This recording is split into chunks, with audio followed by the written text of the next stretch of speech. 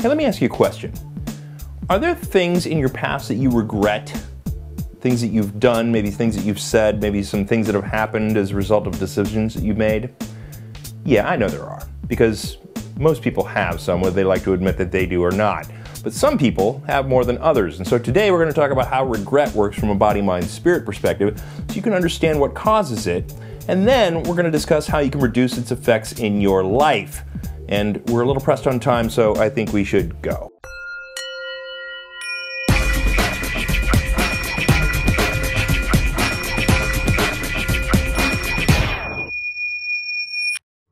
Welcome to the I Am Podcast, where we answer all the questions about spirituality and inner peace that you ever wanted to ask, and where we learn the secrets of humanity and divinity through a better understanding of both. I am your host, Sean Webb.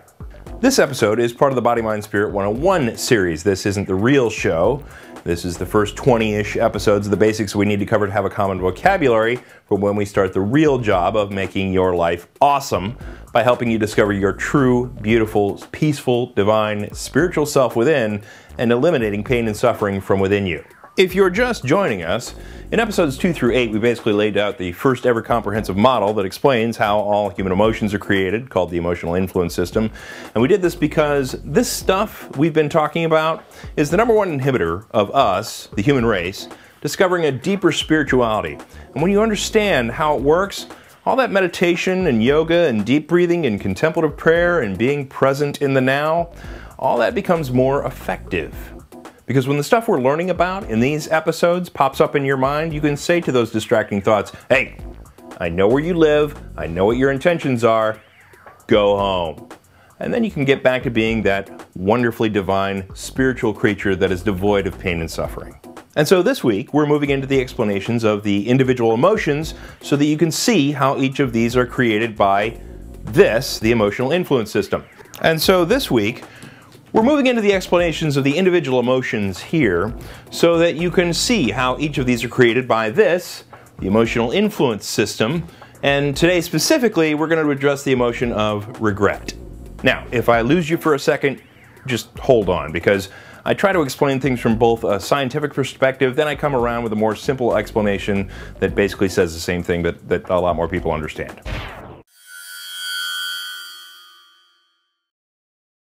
Okay, so over the last number of weeks, you'll remember that we explained the equation of emotion, the laundry list of things that your mind attaches to, also called the ego.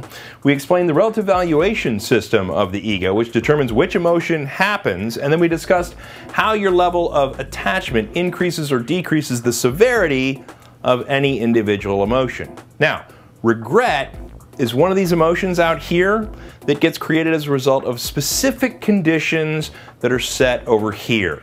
And so for regret to happen, a specific set of qualifiers needs to be existent over here, right? And what are those things? Well, here now is the world's new definition of the emotion of regret. Regret is the emotion that occurs as the result of a perceived egoic devaluation that originated from within the ego at some time previous to the present moment where the action of the ego was involved. And believe it or not, that definition of regret explains all instances of regret in all humans 100% of the time. Okay, but what does that long string of words really mean, right? So let's look at an example. Let's say you got involved with a multi-level marketing program where you wound up losing the money that you invested, and now you regret doing that. Okay, so at a point in the past, you attached to the marketing program, so it became a small portion of your ego for a short time. The MLM turned out to be a ripoff, which became a devaluation of your ego because it was a devaluation of something inside the walls of your ego. And of course, you made the decision to get into it, so now because of that past internal egoic devaluation, your mind generates regret. Or, as another example, let's say you got into a heated argument with your significant other, and in the heat of the moment, you wound up yelling at them that you wish you'd never met them. And of course, this hurt them deeply, and of course, you didn't mean it. You were just lashing back at them for whatever they said, which we will explain in detail why that whole process occurs in later episodes. But you immediately regret saying what you said. Why? Because the fact that you devalued your relationship, which is part of your ego, you devalued your significant other, who is also part of your ego, and most significantly because you just acted like an asshole, which is definitely an egoic devaluation if you don't want to be an asshole, and that you did that even just a moment before, connected with your action that caused the devaluation, your mind generates the regret. And if you think about it, any moment of regret you could ever feel meets every one of these qualifiers. And remember, it's important to understand how this stuff works, because if you break just one of these components that cause our negative emotions disappear like the illusions that they are. Okay, so theoretical work is all well and good, but what about real life examples? Well, we got a viewer email that fits our regret profile, and they said it was okay that we share it, so let's get to it. David writes in, Sean, thank you for your podcast. They've been helpful. No problem, David. I understand the equation of emotion and how it works. Episode 4, for those of you who haven't seen it. My wedding did not go as planned. My DJ did not play any of the music that I'd given him, and I spent hours compiling the playlist. My photographer missed all the important shots of our family with my bride and me, my fault since I did not give him a must-take list. I froze and did not speak at the reception to tell our story of how we met like I'd planned to, what she means to me, and to thank everyone for being there. Since the wedding, I've created in my mind so many eloquent things I would have, could have, should have said at our reception. And all this is painful to look back on what I did not do. Okay, so David, for everyone's benefit, let's first look at what's going on in the body, mind, spirit model, then we'll address the next steps.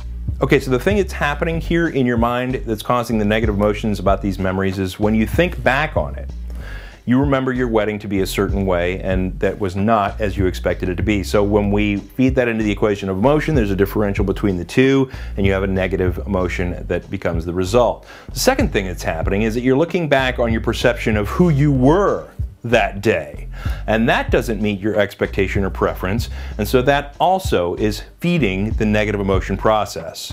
Okay, so now David, to your last question. How do I reframe what happened at my wedding? I think it would have blessed the hearers so much if I just would have been prepared to step up and speak. I was very stressed that day and nothing seemed to go right. All right, so how do we reframe what happened at your wedding?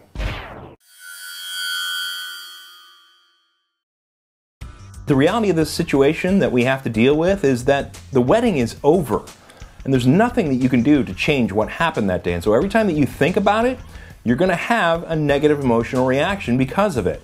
And what's actually happening when you do that is that you're allowing your mind to drum up that memory and taint the present moment with a negative emotion based on something that doesn't even exist anymore. The wedding is gone and doesn't exist anymore except in your mind. And so when you recall it, you're simply allowing that past moment to taint your present moment over and over and over again with the way you see it. And the fact is that every time you think of that moment in the same way, gosh, I woulda, coulda, shoulda, it's gonna ruin the present moment that you're thinking about it in your life. But here's the reality of this situation. The only thing that exists is right here, right now. From a spiritual perspective, from an other than mind perspective, time doesn't exist. The only moments that the past and future kind of exists is when you create those ideas of past and future within your mind. You're thinking about the past, you have to imagine it and rebuild it from memories in your mind. And you're doing that when? You're not doing it in the past, you're doing it now. And when you're thinking about the future, you have to invent a vision of the future within your mind. And when are you doing it? You're doing that now. The only thing that exists is now. And other than when your mind invents past and future, they don't exist. Only now exists. And so when you're thinking about something that happened in the past, you're allowing that memory to affect you in the now, and you're replacing your now, your present moment in life, with something imaginary, drawn from your mind, something that doesn't exist anymore, except in your mind. And in addition, you're letting it create a negative emotion for you that you have to deal with in the present. In this case, regret.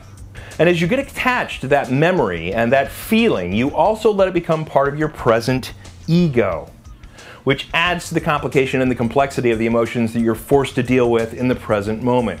Your ego starts to believe that your past actions and those past results are what makes you you. And if you see your past perceived failures as who you are, This then creates a large amount of sadness in your life associated with those ideas and how they feed into the equation of emotion. So what do we do about that? Well, there are two paths, and we need to take both of them simultaneously. First is the path of temporary relief, which is to change how we think about things in our mind. Understanding this process allows us to have better power to change it, which is good.